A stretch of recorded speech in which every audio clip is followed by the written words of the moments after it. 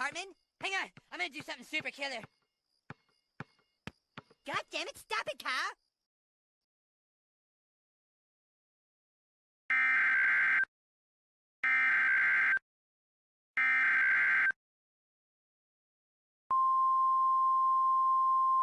Law enforcement for Penobscot County has issued a child abduction emergency for the entire state of Maine until 8 p.m. At around 4:35 p.m. the child, Kelsey Chahar, 14 years of age, white, female, hair dyed hot pink, a soccer shirt, ripped jeans, a choker and Nike shoes was reported to not have arrived home. The child was last seen at Orono High School in Orono, Maine, just a couple miles south of Old Town, Maine, where we believe the suspect is residing. Suspect report